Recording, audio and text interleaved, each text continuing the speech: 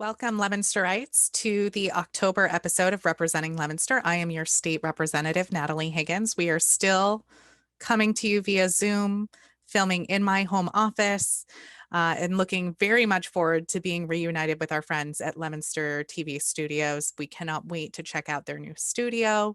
But for now, we're going to be coming to you with this very low budget in-house filmed show. And since it's October and we're filming this actually 25 days until Election Day, we wanted to highlight the two ballot questions that you're going to be considered, that we're all going to be considering this election season.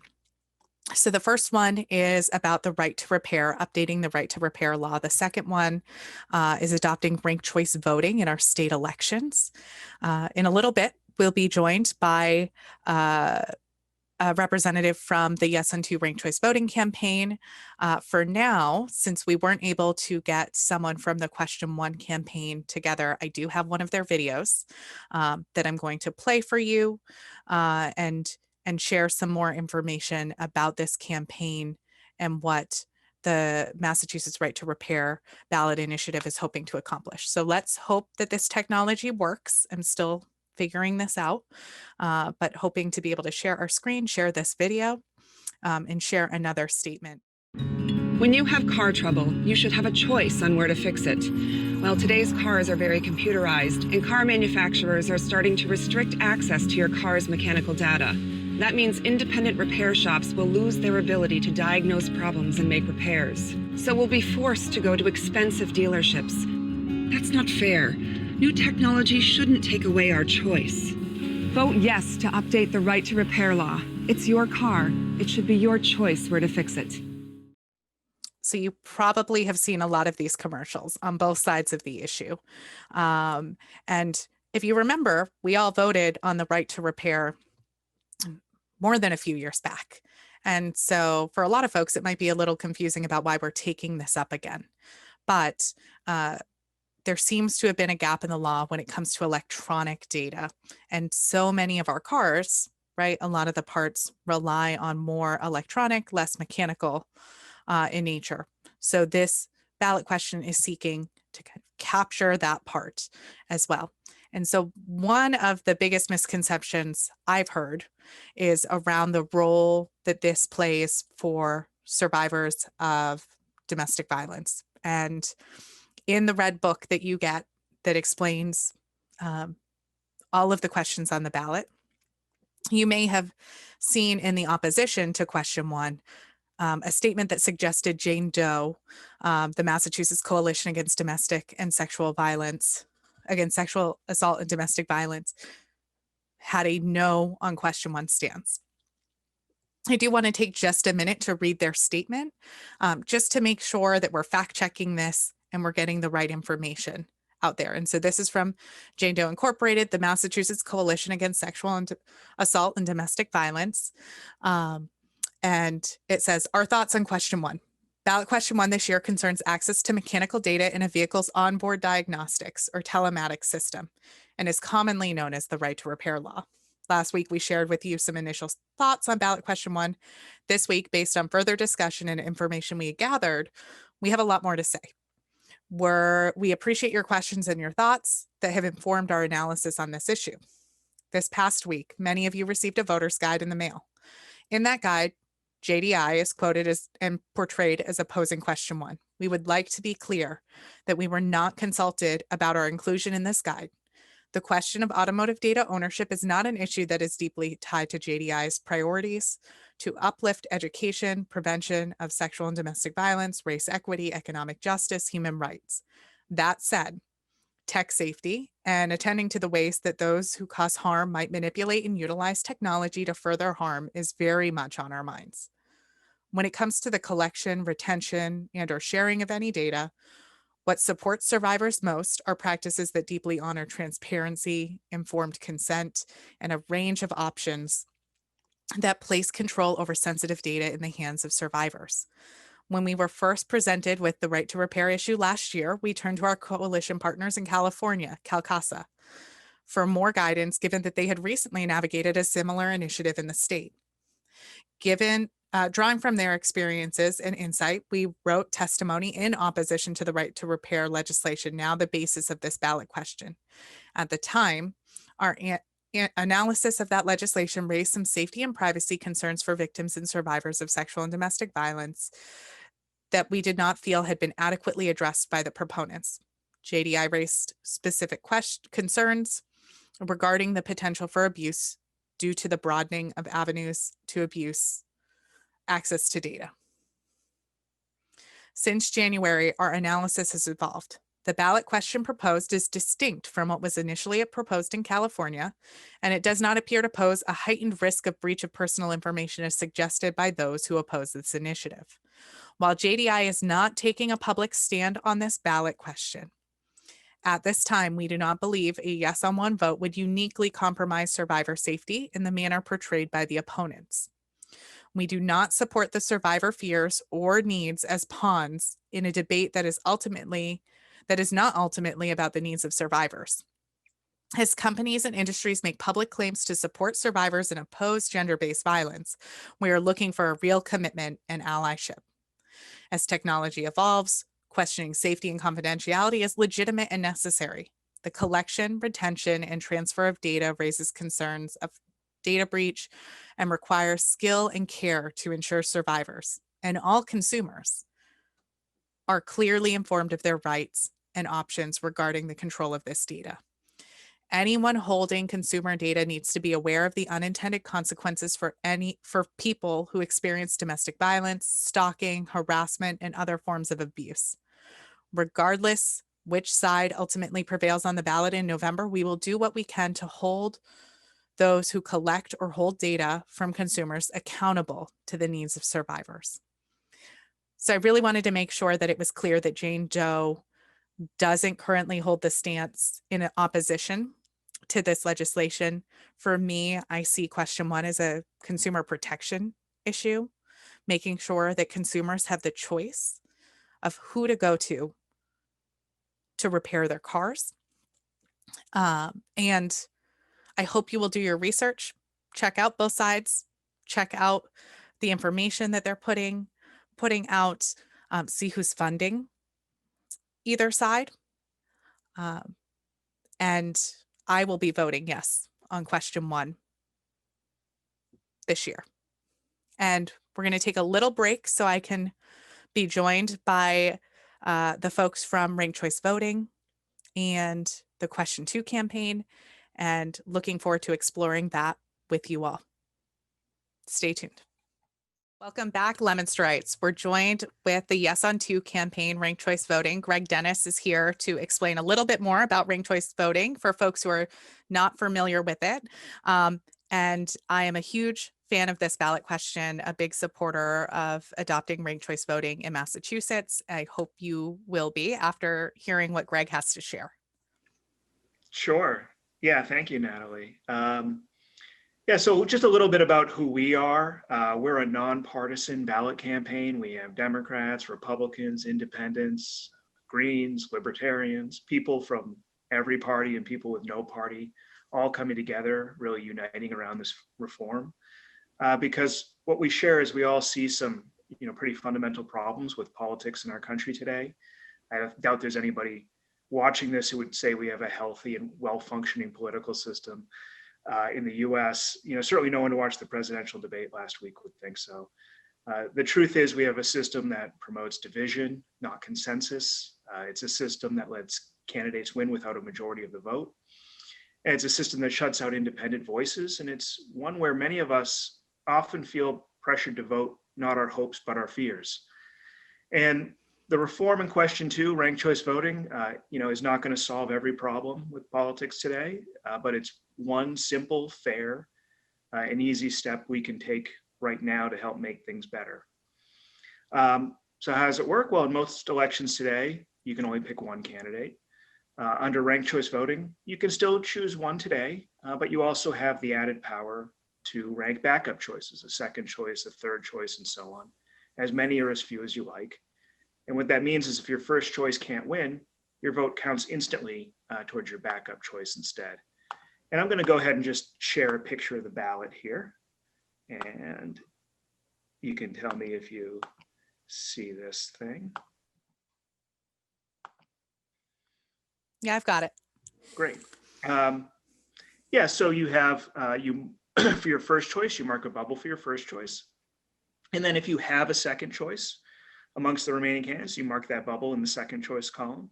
And if you have a third choice and so on, you can stop whenever you want. If you only have a first choice, you can just mark that. If you have a first and second, you just mark the first and second.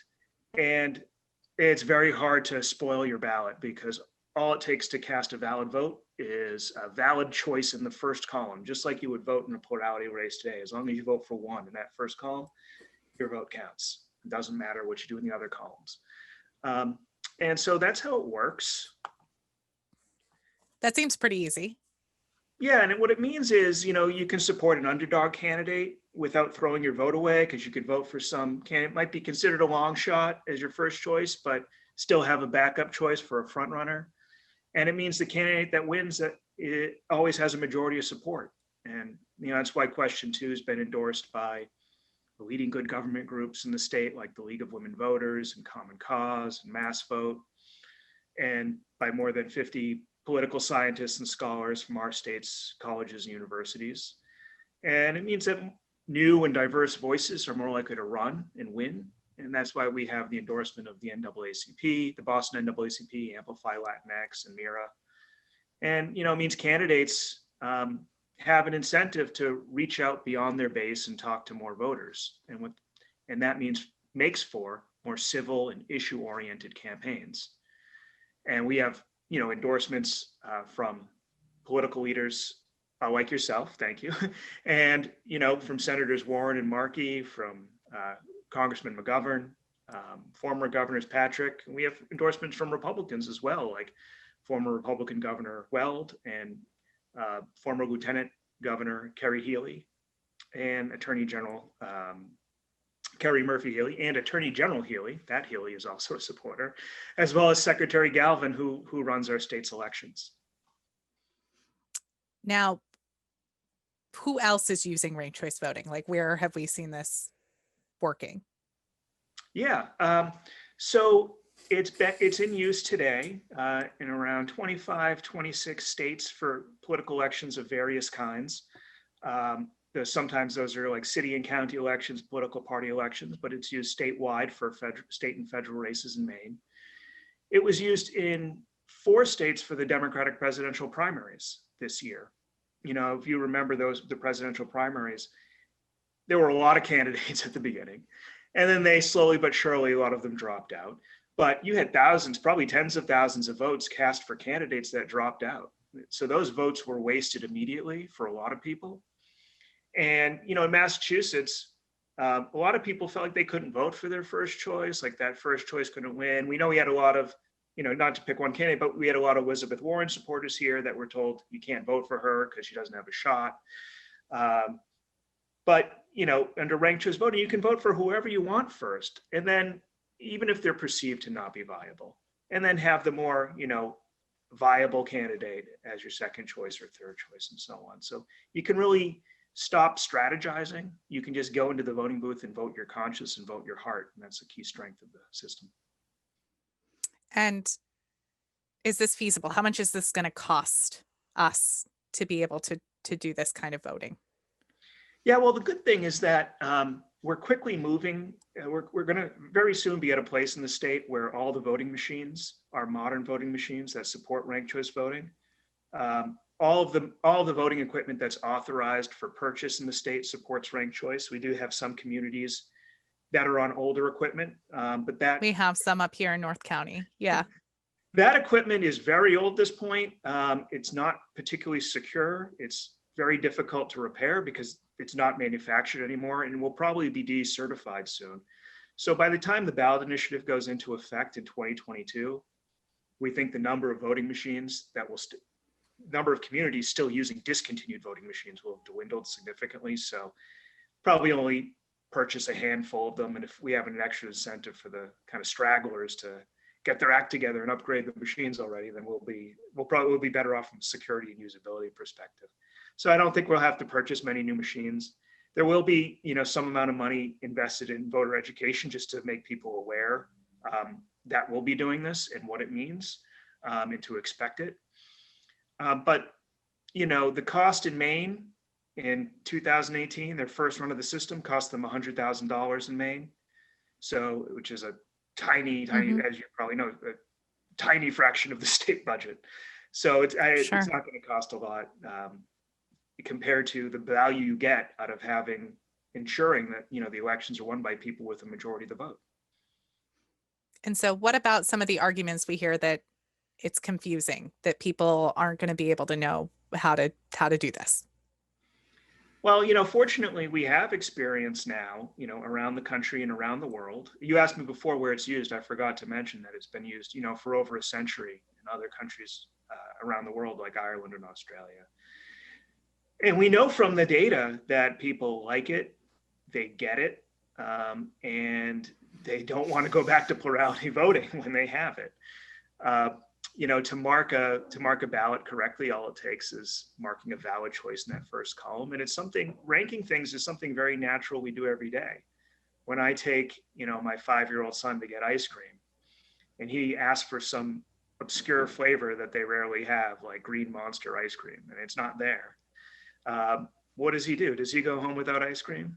No, of course not, right? He's asking for his second choice, mint chocolate chip or whatever. And if they're really out of that too, then he's asking for his third choice, chocolate chip.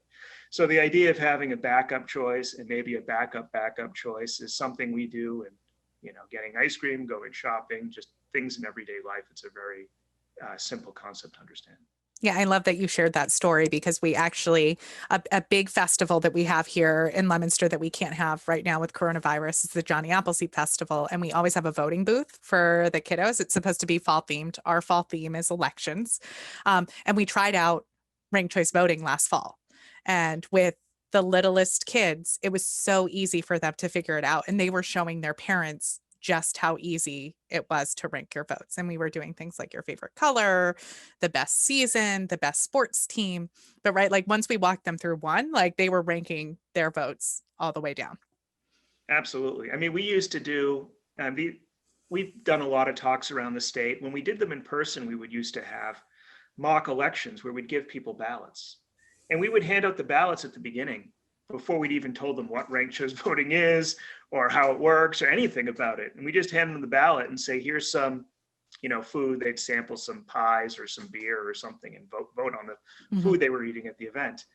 And then later we explained it. And we said, some people say it's confusing. Was that confusing what you just did? And of course, no, of course it wasn't, right? And everybody filled out their ballot correctly and understood the idea of having a backup choice. And we have some examples of where this would have come in real handy, like Congressman Lori Trahan's race. And then there was the new congressional race kind of on the eastern part of the state, where we have examples of really huge fields where ranked choice voting could have been really appealing to a lot of folks who were torn about which candidate to support.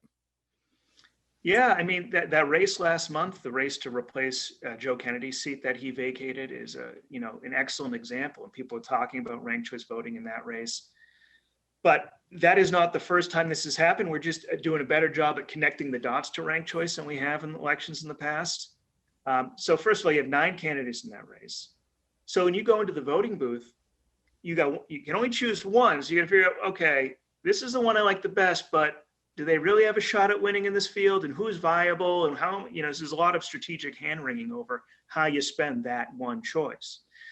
And then to make matters worse, just weeks before election day, 2 of the candidates dropped out because they didn't want to play the spoiler. Under ranked choice voting, they wouldn't have to have dropped out. They could have stayed in the race without splitting the vote. And by that time they had dropped out, thousands of votes had already been cast for them by mail. Yeah. So those votes were wasted immediately. Those voters under ranked choice could have had backup choices. So even if they had dropped out, their vote could have stayed in play.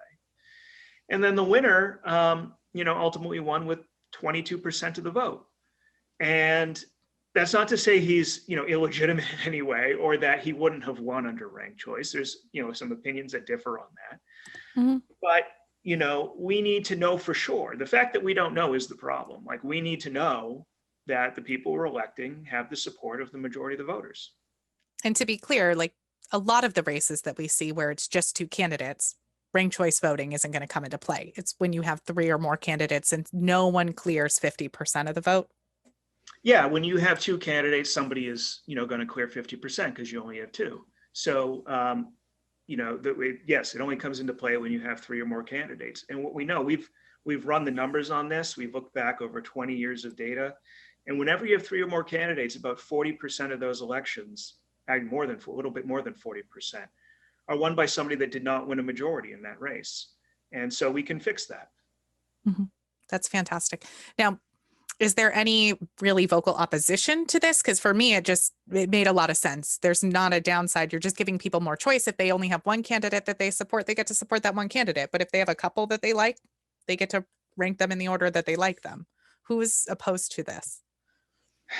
Yeah, I mean, we have some people, there are some people that opposed. It's not really clear why. They're not that well organized, and there's not a whole lot of them, it seems, because our main challenge isn't like educated opposition, because once people understand what it is, what we find is they overwhelmingly support it. So our main challenge is just educating people as to what it is. Mm-hmm. We can meet that and let people know, like through programs like this and all the other outreach we're doing, educate them to what it is, how it works, then they support it by and large. So that's our main opposition, is just education. It's not actually people looking into it and thinking they don't want it. Yeah, Greg, we're filming this with 25 days left in the election. By the time people are watching it, there are probably even less. But for anyone who wants to get involved with the Yes on 2 campaign, who want to learn a little bit more, who want to put some energy in before the final election day, how do they get involved? Please go to Yes on 2, that's the number 2, yesonto.rcv.com. And you can find out how to volunteer. You can get a yard sign. You can make phone calls.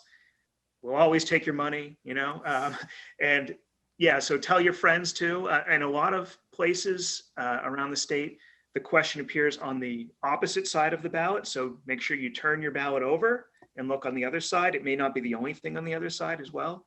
So make sure you turn your ballot over and vote yes on question 2.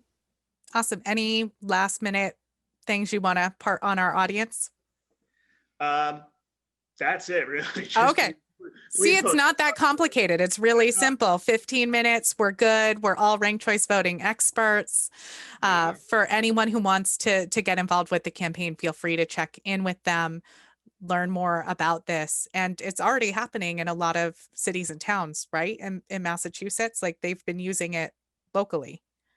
Yeah, we now have 3 cities that have adopted it, and we're seeing.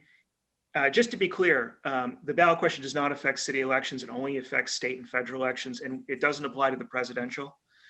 But as a result of the education we're doing around ranked choice, we're seeing a lot more interest in cities and towns adopting it at the local level. So since we started this, 2 cities have come on board and adopted ranked choice voting. And we have at least 3 more seriously pursuing it right now, either on their town warrants or in efforts through the city council. And I think we're just going to see more of that, because the more people learn about it, the more they like it. Fantastic. Well, Greg, thanks for taking some time to chat with me about the Yes on 2. I'm hoping that you all found this really educational, and thanks and good luck. Thank you. Happy to be here. Thank you for tuning in to the October episode of Representing Leominster. I hope you learned a little bit about the 2 ballot questions that are coming up in this November's election. As always, if you need to get in touch with our office, you can reach us by phone, 978-227-5278, or by email, natalie.higgins@mahouse.gov. And we're still having our office hours Monday nights and Friday mornings virtually. So just give us a call or shoot us an email to schedule something. Thank you, take care, and hope to see you soon.